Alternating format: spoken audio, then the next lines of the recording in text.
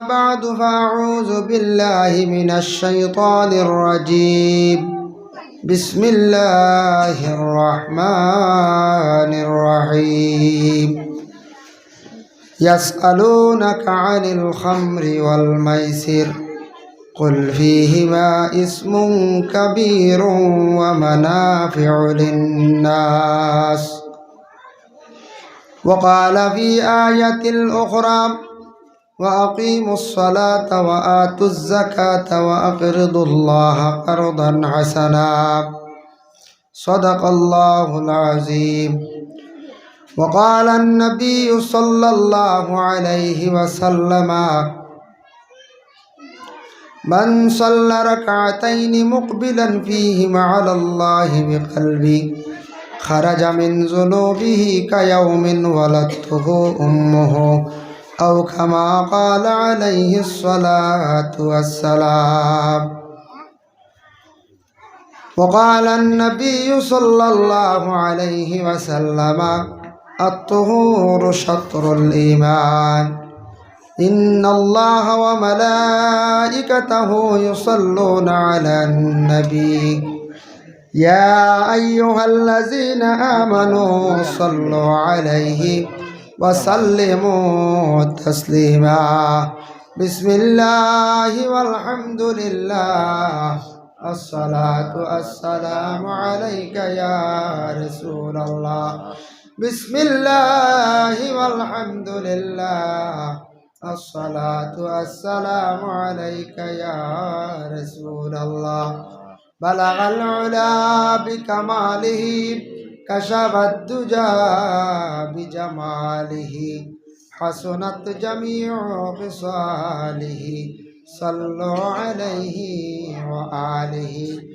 بلغ العلا بكماله كشف الدجى بجماله حسنت جميع خصاله صلوا عليه وآله. أما بعد আজকের এই পবিত্রতম ওয়াজ মাহফিলের মহামান্য সভাপতি সাহেব, সম্মানী ইমাম সাহেব, সম্মানিত মুরব্বিয়ান আজম, যুব সমাজ ভাই হল, পর্দার আড়ালের অবস্থানগত পর্দানিশিনী মা ও বোনের, আল্লাহ তাবারক ওয়া তাআলার কাছে লাখ কোটি শুকরিয়া। আল্লাহ পাক রব্বুল আলামিন আমরারে কোরআন এবং হাদিসের আলোচনার নেক এক মাহফিলের মধ্যে আল্লাহ আমরা প্রত্যেকের জমা হওয়ার তৌফিক এনায়েত করছেন। আল্লাহ পাক রব্বুল আলামিনের দরবারে আমরা সবে শুকরিয়া আদায় করি। হোক আলহামদুলিল্লাহ, আলহামদুলিল্লাহ। মুহতারাম হাজিরিনে কেরাম, এই মাহফিল তৈয়ার করতে বহু দিন আগে দিন নির্ধারিত হয়েছে, বহুত পরিশ্রম হয়েছে।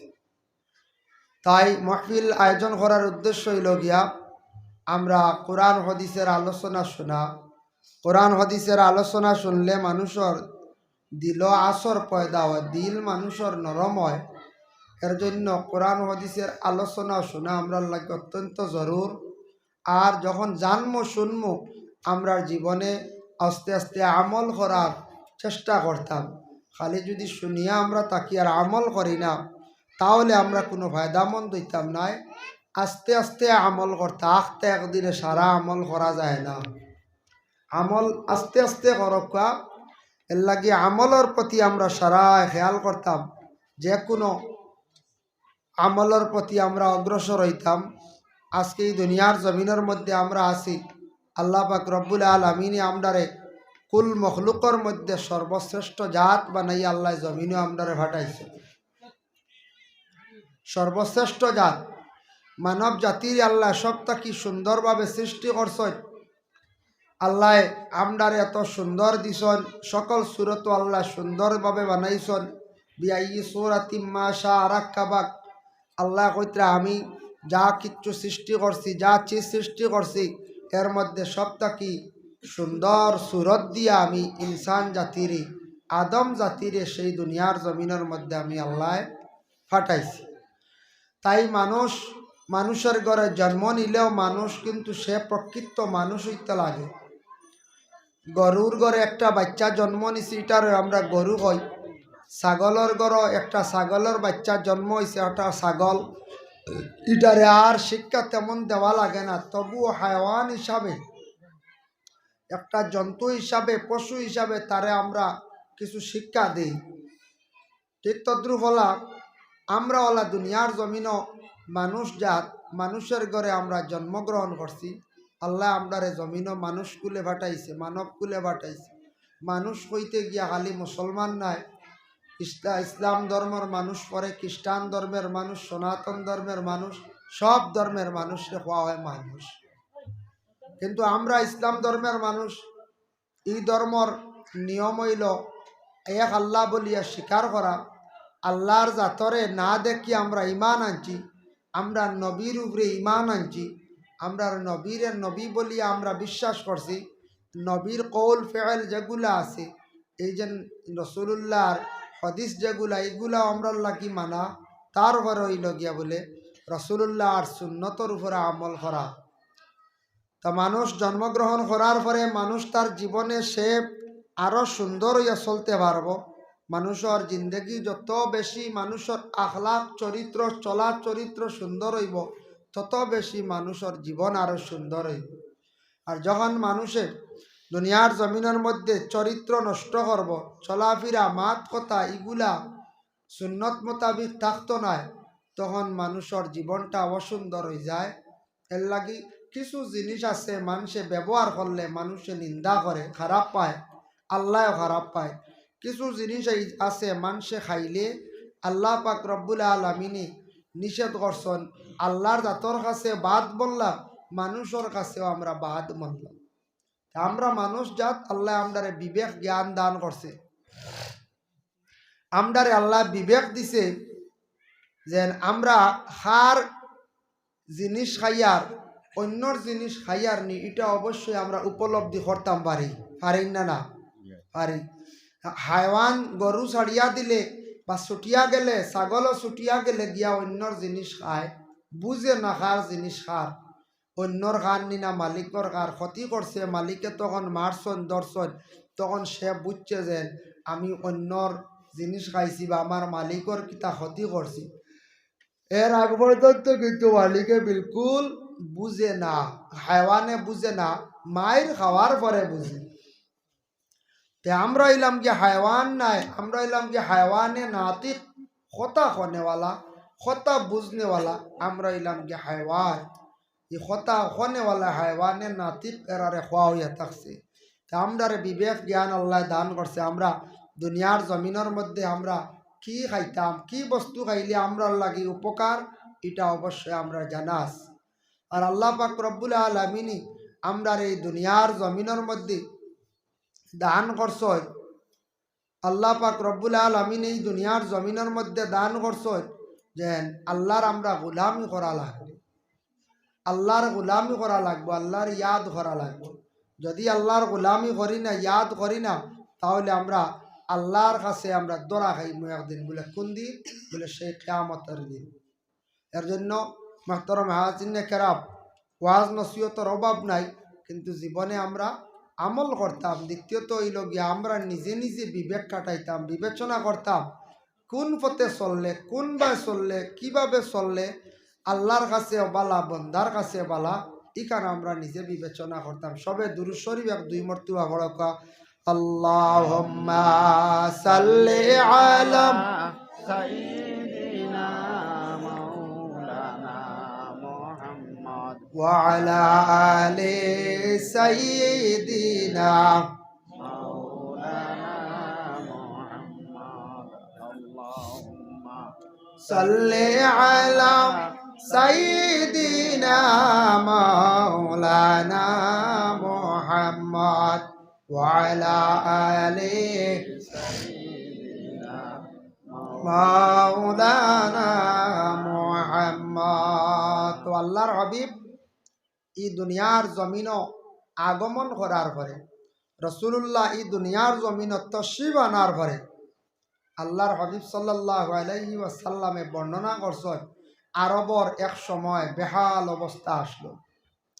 এখন বর্তমান সময়ে আরবর বেহাল অবস্থা নাই, খুব বালা। গেলে দেখবা আরবর মানুষের মাত, কথা, চলা ফিরা, কানুন এটা এত সুন্দর। আরব দেশের মধ্যে গেলে দেখবা কত সুন্দর সুন্দর নিয়ম কানুন আছে সেই আরবর। কিন্তু একদিন আসলো আরবর নিয়ম কানুন তেমন আসলো না। এক সময় আসলো জাহিলিয়তের যুগ, মানুষের ভিতরে তেমন জ্ঞান আসলো না। নবীজি আসার পর তাকিয়া এই দুনিয়ার জমিনও যখন কোরআনের আয়াত ক্রমে ক্রমে নাজিল হইল, যত খারাপ খাওয়ার বস্তু ব্যবহারকৃত বস্তু সব আস্তে আস্তে নিষিদ্ধ হয়ে গেল, সব আস্তে আস্তে নিষিদ্ধ। আরবর বেহাল অবস্থা আসলো বলে কি, সেই আরব দেশের মধ্যে এমন চলা চরিত্র আসলো মানুষের মধ্যে, তেমন কোনো মায়া মহব্বত আসলো না। মানুষের চলা চরিত্র সুন্দর আসলো না, মানুষের মাত কথাও সুন্দর বিলকুল আসলো না। প্রস্রাব করিয়া জল ব্যবহার করত তাও মানুষে বুঝতো না। মানুষে এমন খাদ্যগুলা কোনো সময় খাইতো যে খাদ্যগুলা অবৈধভাবে খাদ্য, যেগুলা মানুষের জন্য ক্ষতিকর। আরব দেশের মধ্যে মানুষ কোনোদিন বিপদগ্রস্ত হইয়া মানুষের কাছে হাত বাড়াইলে সাহায্য পাইছে না, আওলাদ টেকা পাইছে না। সুদ কইলে পাইছে, সুদর খুব বেশি ব্যবসা আসলো, জুয়ার খুব বেশি আড্ডা আসলো, খুব বেশি মদর খুব বেশি ব্যবসা আসলো, প্রচলন আসলো, খাওয়ার অভ্যাস আসলো। এইভাবে সেই পবিত্র আরব আসলো। সেই মক্কাতুল আরবের মধ্যে এই ধরনের বুড়া কাজের মধ্যে খুব বেশি মানুষ লিপ্ত ছিলাম। এখন গেলে দেখবা আরবর নিয়ম নীতি, সেই আরব কান্ট্রির মধ্যে এখনো পর্যন্ত কোরআন আল কারিমের সঠিক বিচার চলতে আছে। আজকে আমাদের ভারতবর্ষ যে দেশ, সেই দেশ হলো গণতন্ত্র দেশ। এই দেশে কোরআনের সঠিক সব বিচার কিন্তু চালানো যায় না। সৌদি আরবে গেলে দেখবা গাড়ি চালানির একটা কানুন, এত সুন্দরভাবে নিয়ম কানুন মানিয়া তারা গাড়ি চালায়। আমাদের দেশের মধ্যে গাড়ি যেন চলতো, বিশেষ করে আমরা গাড়ি চলার মধ্যে তেমন কোনো নিয়ম কানুন নাই। কানুন আছে, সরকারে কানুন করছে কিছু, কিন্তু আমরা মানি আর না। আমরা মানামানির সিফতটা খুব কম, মানামানির সিফত নাই। বড়রেও মানি না, শিক্ষিতরেও মানি না, মোটামুটি মানামানির সিফতটা কমিয়ে আইছি। চাচারেও মানি না, গ্রামের মুরব্বীও মানি আর না, মানামানির সিফতটা একবারে কমিয়ে আইছি। সেই আরব দেশের মধ্যে এত বেশি তারা আইন কানুন খুব বেশি মানিয়া চলে। আরব দেশের মধ্যে গেলে দেখবা গাড়ি কতটুক নিয়ম কানুন মানিয়া চলে। আরব দেশের মধ্যে বর্তমানে বড় কঠিন আইন, যদি কোনো মানুষে যদি মদ যদি পান করিয়া থাকে, তাহলে উপযুক্ত শরীয়তের বিধান অনুযায়ী তার শাস্তি দেওয়া হয়। যদি কেউ যদি বর্তমান সময়ে নতুনভাবে নিয়ম কানুন করছে, ড্রাগস যদি কোনো ব্যবসায়ী পাওয়া যায়, তারে হত্যার আদেশ দেওয়া হয়ে গেছে গিয়া, তারে হত্যার আদেশ, মৃত্যুদণ্ড। সেই সৌদি আরবের এত কঠিন কানুন, সেই দেশের মধ্যে এত সুন্দর কানুন, কোরআনের বিচার। কোনো মহিলার সঙ্গে যদি পুরুষে যদি অবৈধভাবে জোর জবস্তি করিয়া যদি কোনো মহিলার লাগে যদি বুড়া কাম করিয়া থাকে, তাহলে সৌদি আরবের হুকুম হইয়া থাকছে গিয়া এই ব্যক্তিরে মৃত্যুদণ্ডের আদেশ দেওয়া হয়ে যায়।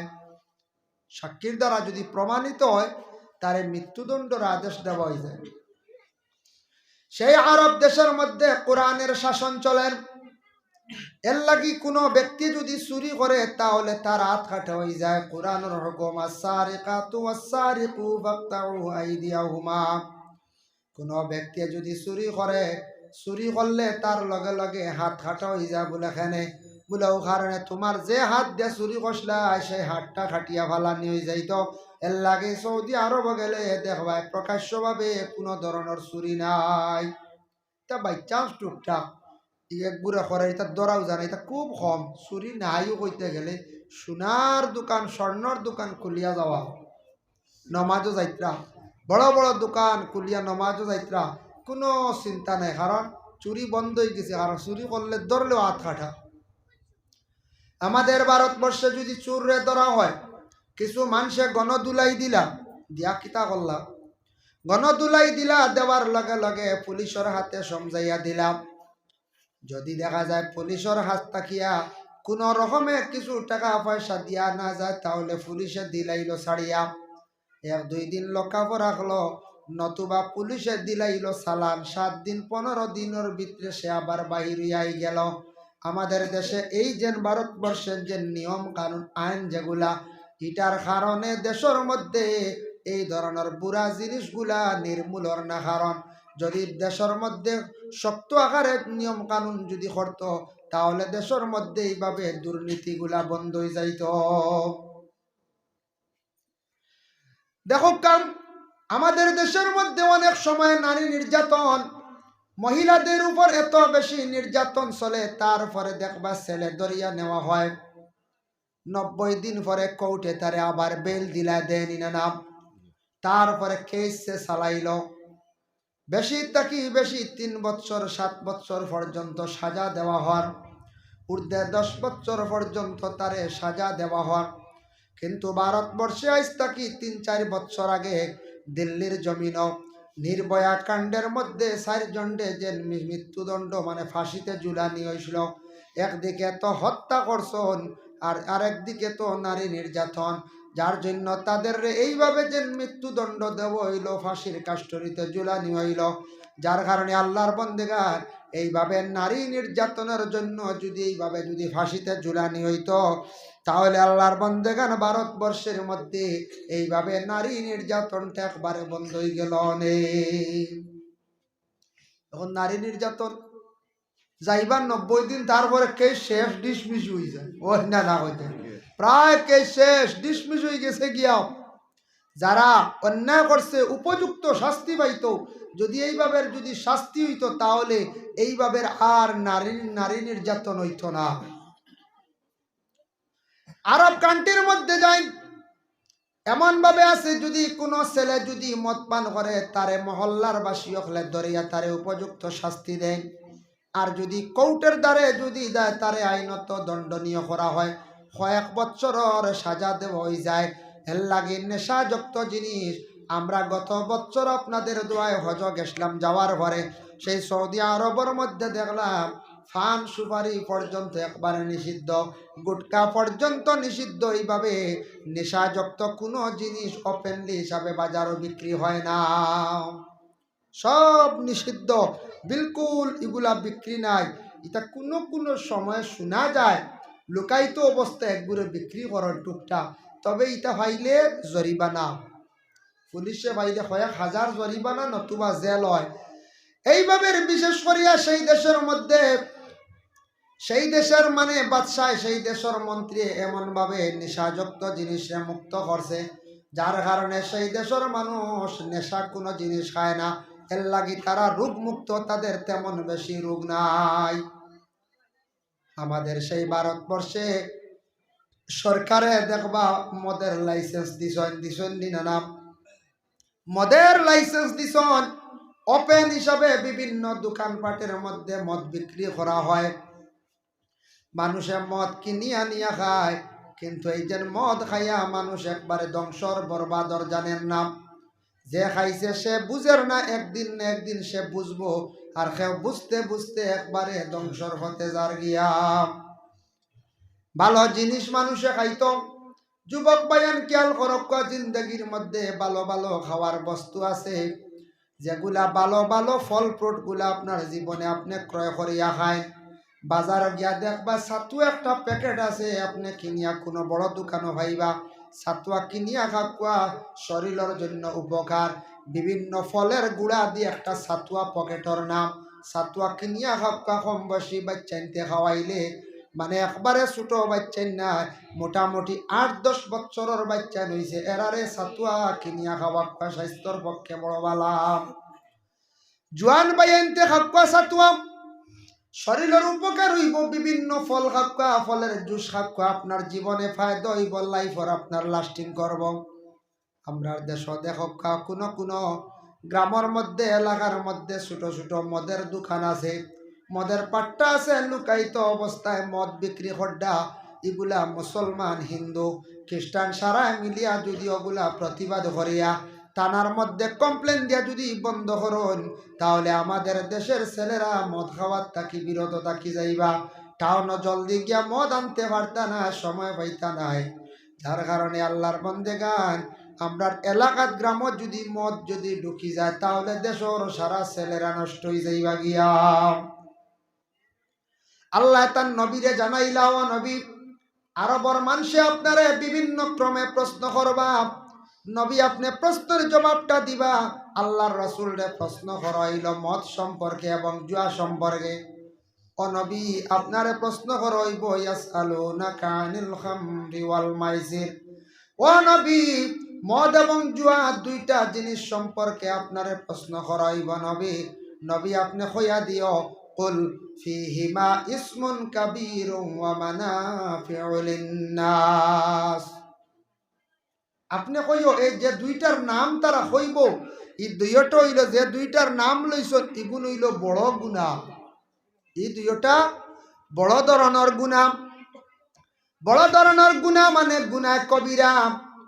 আর মদ এক জিনিস বিভিন্ন ফল ফ্রুট দিয়া যদিও বানাইয়া থাকে, এটার মধ্যে একটা কেমিক্যাল মিশ্রিত থাকে, যার কারণে এটার মধ্যে এমন একটা নেশা আছে। আল্লাহর বন্দেগান মানুষে খাবার লগে লগে মানুষ মাথা লই যায়, মাথায় কাজ করে না, কিছু সময় লাগে মাথায় কাজ করে না, মানুষ একবারে নষ্ট হয়ে যায়। মানুষে মদ কিন্তু জাহিরাতান খাইতে চায় না, বুঝে মানুষে খারাপ হইবা। মধুরে কোনোদিন প্রকাশ্য মানুষের সামনে মদ খায়নি, না খায় না। শিয়াল দেখুন জানি রাত্রির বেলা লুকালুকি করে মানুষ দেখলে, এর লাগি মদ খানেওয়ালার তিনটা আলামত। এক নম্বর আলামত হইল গিয়া শিয়াল, 2 নম্বরে বানর, 3 নম্বরে ইয়া থাকছে গিয়া বলে শুকর। শিয়াল খেনে খোয়া হয়, শিয়ালে জ্বালা লুকালুকি করে। মদ খানেওয়ালা ব্যক্তি তখন মদের পাত্র হাতের মধ্যে লইল, বাজার থাকি সংগ্রহ করলো, মানুষের সামনে খাইতো চায় না, কইব বলে মদ খাইলে মানুষে আমারে খারাপ পাইবা। লুকালুকি করিয়া দেওয়ালর আড়ালে পিছিয়ে গিয়া যে সেখানে খাই দিল, খাইয়া তার বোতল ফালাই দিল। খাওয়ার লগে লগে মদ খাইলে মানুষের শরীরে একটা এনার্জি আর শক্তি আয়। খাবার লগে লগে তার শরীরে একটা চেতনা আয়। কিছু সময় লাগিয়া হয়তো 2 ঘন্টা বা 3 ঘন্টা বা 5 ঘন্টা। আমার একজন গাড়ির ড্রাইভারে কইছেন এটা খাওয়ার পরে 5, 6, 8 ঘন্টা পর্যন্ত শরীরের মধ্যে একটা পাওয়ার থাকে, তারপরে আবার শরীর অচেতন হয়ে যায়। খাওয়ার লগে লগে যখন শরীর পাওয়ার আসে তখন সে কি করে, বানরের লাগান ফালাফালি আরম্ভ করে। আর যেই সময় মদের পাওয়ারটা একবারে যায় গিয়া দুর্বল হয়ে যায়, কমজোর হয়ে যায়, তখন দেখবা শুকরের লাগান রাস্তাঘাটে ডেইন ফড়িয়া রয়েছে। মানুষে যারা শুকররে দেখিয়া অবহেলা করেন, ঘৃণা করেন, ওলা মানুষে মধুড়িরে বড় ধরনের নফরত করেন, বড় ধরনের গুণা করেন, মানে ঘৃণা করেন। এর লাগে মধুড়ির মধ্যে পাইলা বলে প্রথম 3টা আলামত। 2 নম্বরে কিতাবর মধ্যে লেখছেন মধুড়ির 3টা আলামত। যারা মদ খাইব তাদের মধ্যে 3টা আলামত পাইবা। 1 নম্বর হইল আলামত, মদ খাবার লগে লগে তার চক্ষুটার রং পরিবর্তন হয়ে যায়। এটা হাসা মহা সত্য, আমি দেখলাম। মদ খানেওয়ালার চোখ দেখবা লাল হয়ে গেছে, পরিবর্তন হয়ে যায়, চোখ বদলে নানি। 2 নম্বরে তার জবান একবারে নষ্ট হয়ে যায়। 3 নম্বরে মদ খানেওয়ালা ব্যক্তির শরীরে হিলা ডিলা করে, শরীর এক জায়গার মধ্যে রাখতে পারে না। এটা একবারে সত্য, কিতাবও আছে।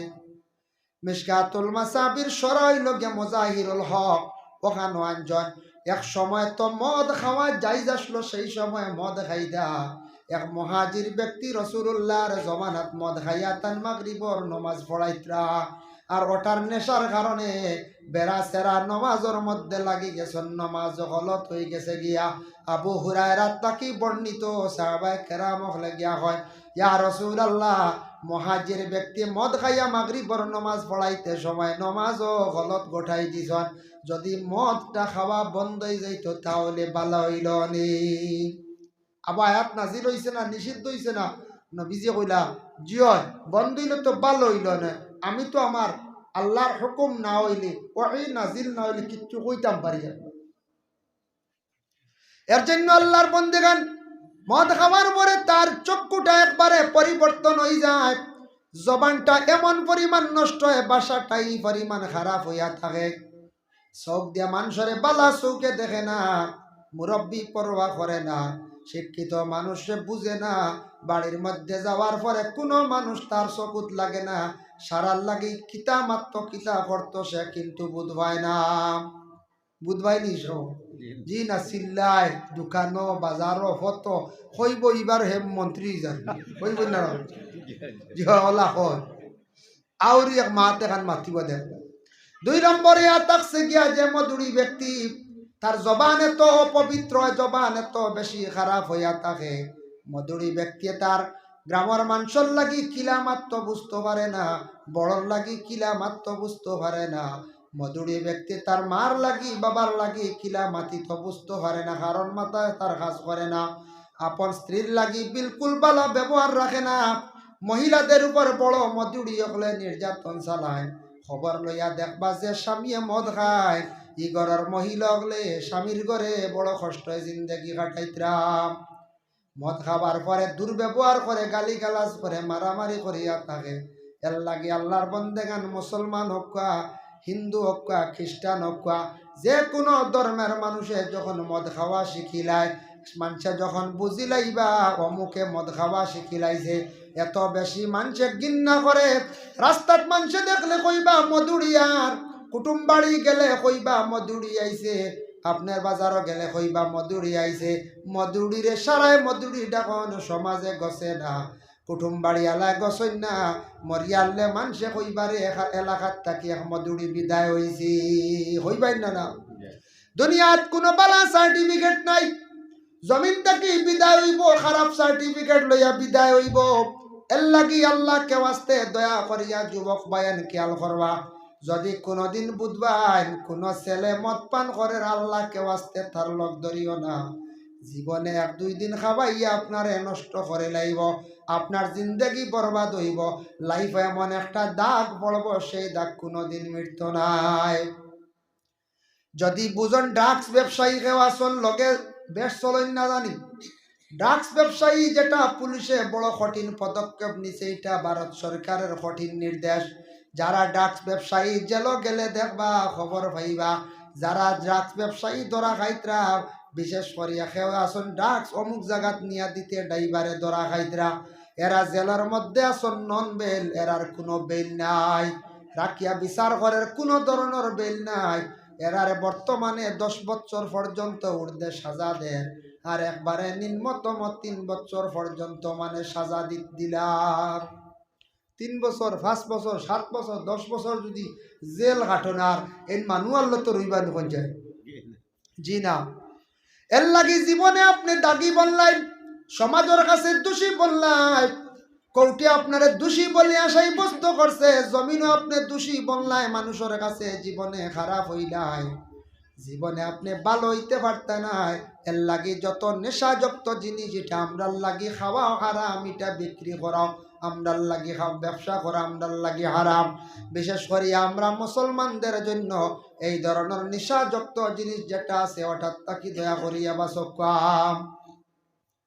ড্রাগস ব্যবসায়ীর লগে যদি তখন বিপদগ্রস্ত হইবা কিলা, কোনোদিন বালা ফোনে মাতিছন এমনিও মাতিছন, যারারে ধরে ধরার পরে এরার ফোন নম্বর নিয়ে কল রেকর্ডিং টানে, আর যারে যে আসামিরে ধরছে তান ফোনের মধ্যে কতজনে ফোন করছ, সারারে আস্তে আস্তে পুলিশে ধরিয়ে নিয়ে সারা দোলা করে, কত মানুষ যেল আমাইছন, একজন ডে ধরছে এক ড্রাইভার ডে বা 2 জন ডে, হেসে দেখা যায় এরার চেইনে আরো 20 জন আমাই যাব, সারারে ঠানিয়া নিছি, যতজনে এই নম্বরে ফোন করছেন মাতিতে সময় একটু মাথো ভাই নিছে, মানে কনফিউশন ভাই নিছে, এরারে দরিয়া দিছি, বালা বালি মাতিছন ভাই সব বালা নি আপকা দাওয়াত পাই গুত না, যেন মাঝে মাঝে মাতিছন কিছু বলে ওর নি শিকার বলে হয় শিকার হওয়ার বলে, আমিও তো একদম দে আসলাম কোনো খাবু হইয়ার না, ও হারাই দিছে এনে নিছে কি বুঝতেছেন না, ইলা 2 জন 1 জন ডে ধরছে, বাদে দেখা যায় দোলা করিনি 8-10 জন বালা বালি গুমো রাইতে পুলিশে নিয়ে আর কি, তারা এমন সুন্দর নেটওয়ার্ক মারিয়া বাড়ি কারণ এটা সব কইতে পারে, এটা কিন্তু বালা জিনিস, পুলিশে যখন চাইব তখন আপনার কল রেকর্ডিং টানতে পারবো, সে কিতা মাতিছন কোন দিন মাতিছন ফোনের মাধ্যমে সব কিছু বাইর হয়ে যায়, এটা লুকাইয়া থাকতো নাই, লুকাইয়া বাঁচতাম পারতাম নাই, এর লাগে এই ধরনের নেশাযুক্ত জিনিসটাকে আমরা বাঁচার চেষ্টা করতাম। ওরে আল্লাহর বন্দেগান, দয়া করিয়া আল্লাহকে ওয়াস্তে মহল্লার পক্ষ থেকে একটা সঠিক ফয়সালা হইল গিয়া মধুরীরে শাস্তি দিতাম।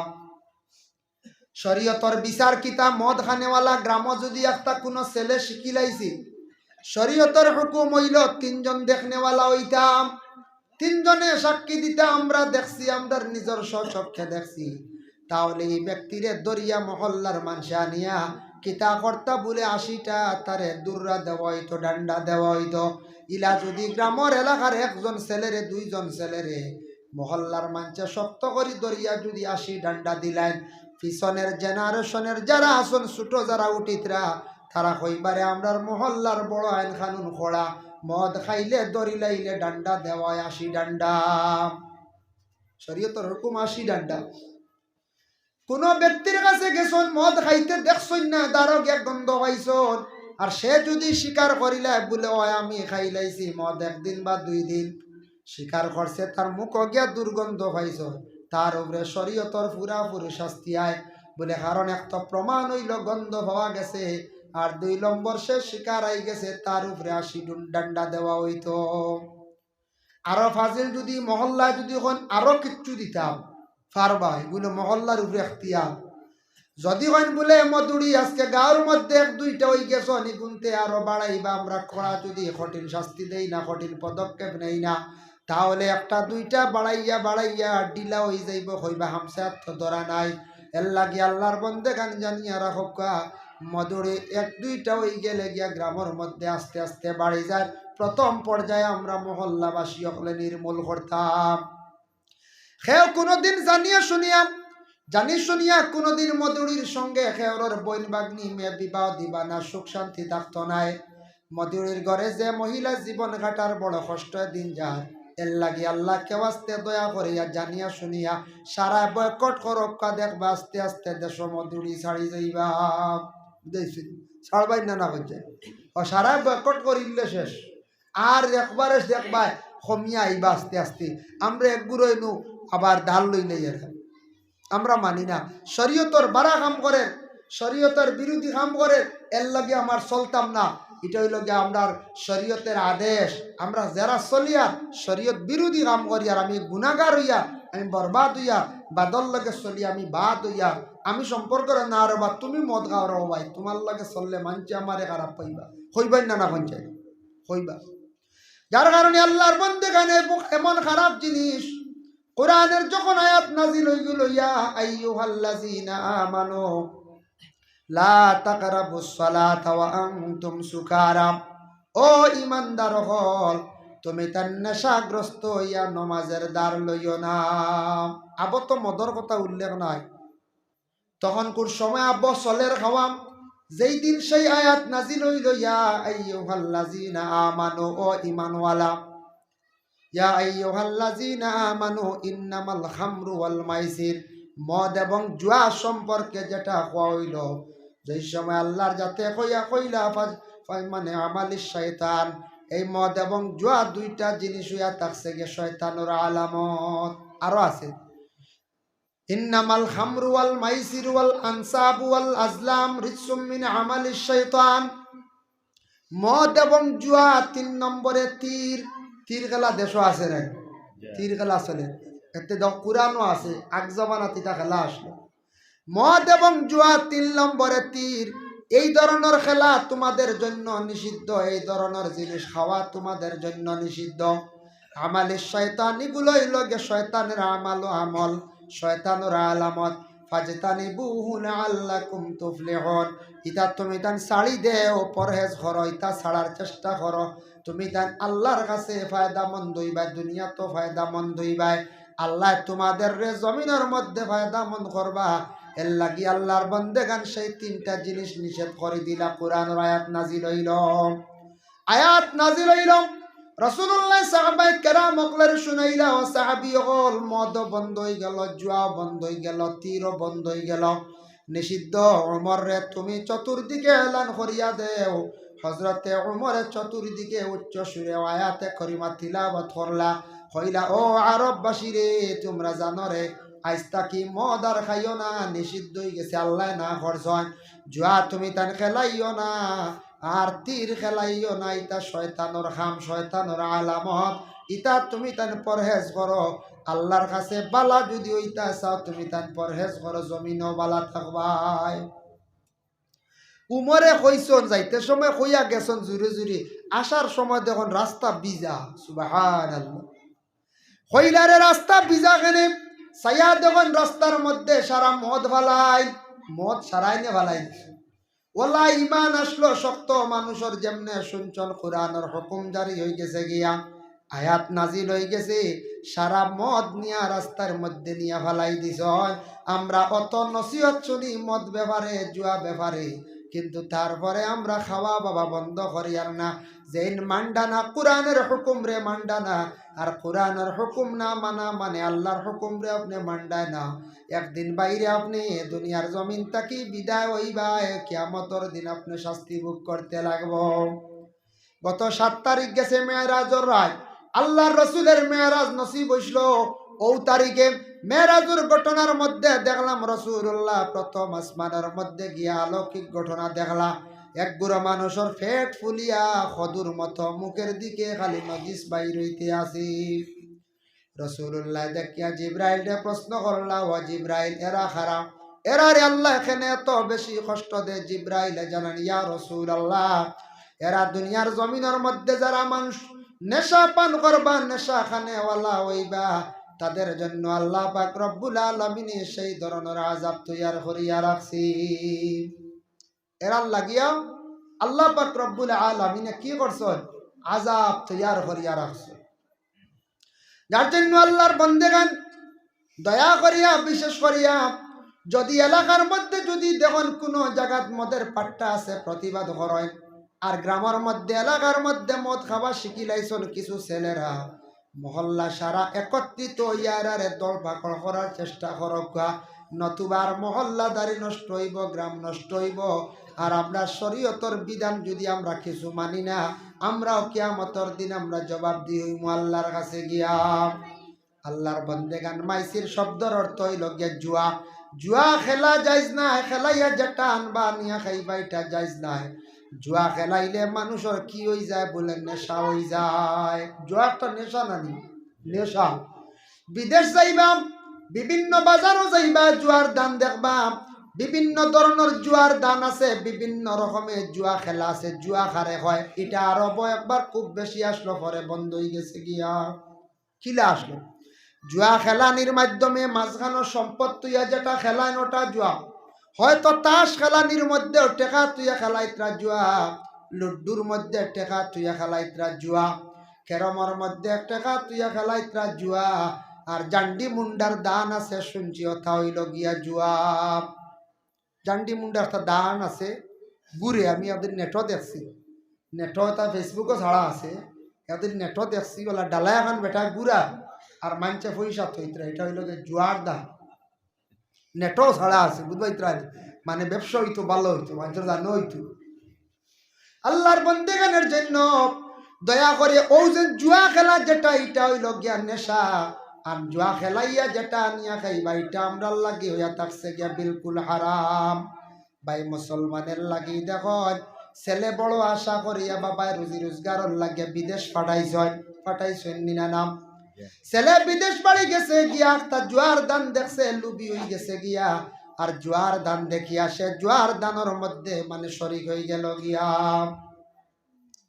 এখন জুয়ার দানও গিয়া শরিক হইছে, জুয়ার দানও শরিক হইয়া একদিন খেলাইছে, দেখছে 1000 টাকা 2000 লাভ হয়ে গেছে। কইছে রে কত মজার খাম, আর খাম করিয়া কিতা করতাম, কত মজার একটা ব্যবসা, 2000 টাকা 4000 লইয়া আইছি। বাদর দিন গেছে গিয়া 4000 লইয়া গিয়া একটা 10,000 আইছে, খুশ বরিয়া পয়সা লইয়া আইছে, কইছে আর খামু মান্না। এর বড়র দিন গেছে গিয়া 10,000 গেছে গিয়া, গুছা উঠছে, মোবাইল বেচিছি। আগে আগে জুয়া খেলাইতা, টস বেশি লাইতা, টেপ বেশি লাইতা, টেপ টস তার জমানা আস। বাদে দেখছে টেকা নাই, বাবায় ফোন করিয়া কইত্রা, ও বাবা তোরা টেকা বাড়িত পাঠাইয়া দেও। ফোন করিয়া কর বলে, বাবা টেকা পয়সা রুজি করতাম বাড়িয়ার না। দেশ খালি বিদেশ খালি মেঘদের কিবা তো কইব খাম কাজ করা যান না, আমার তো টেকা নাই। হয় কইব মেঘর কারণে খামন না, আর নাইলে কইব পয়সা করি নাই। কিবান কইব বেমার পড়ে গেছিলাম, তাপ হয়ে গেছিল, আমি টেকা কিছু খরচ হয়ে গেছে গিয়া। এইভাবে বিভিন্ন বাউতাবাজি মাত মাতিব হালে কেসে সারা টেকা বিদেশ বাড়ি জুয়া খেলাইয়া রাইলাইছে। জুয়া খেলারা এমন লুবি হয়, এমন তার লালস হয়, কোনো ধরনের কাজ কামে সে যাইতো নাই। আর জুয়ারি ব্যক্তি এমন পর্যায়ে গিয়া পৌঁছিব, জুয়া খেলায় নেশা হয়ে যাইব, কোনো ধরনের ব্যবসা তো যাইতো নাই। জুয়ারি কোনোদিন উন্নত হইতে পারতো না। এর লাগি দয়া করিয়া জুয়া খেলার কোনোদিন খেও যাইবা না। লুডুর টেকা তুইয়া খেলাইবা না, কেরম তো নিষিদ্ধ, দুইটা তো খেলাইতা না, টেকা তুইয়া হয়ে যায় কি জুয়া। যে কোনো প্রকারে টেকা মাঝখানো তুইয়া, সোনা তুইয়া, রূপা তুইয়া, সম্পদ তুইয়া ওটা যেন আপনি খেলাইয়া আনবা, এটাও ইয়া থাকছে গিয়া বিশেষ করিয়া জুয়া। আর এটা তীর খেলা যেটা, এটা আমরা লাগি হারাম, এটাও নিষিদ্ধ হয়ে গেছে গিয়া। তীর খেলার থাকি বিরত থাকুক। বাইরে জীবনে আপনি আল্লাহ জোয়ান বানাইছে, জোয়ানকির মধ্যে জীবনে ব্যবসা করন, জীবনে হাজ কাম করক কিংবা তো ব্যবসা বাণিজ্য করক, বিদেশ যাকা গিয়া রুজির বালা সন্ধান তুকাক্কা, প্রবাসে গিয়া তাহক্কা বালা আপনার রুজির লাইন আপনি দেখক্কা। কোনোদিন মদ এবং জুয়া তীর খেলাই তার দিকে অগ্রসর হইবা না।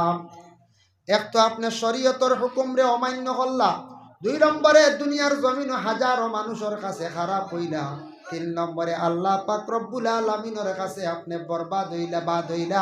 একদিন এমন হইব কিয়ামতের দিন আপনি আল্লাহর বান্দা জ্ঞান জাহান্নাম ছাড়া আপনার উপায় হইতো নাই।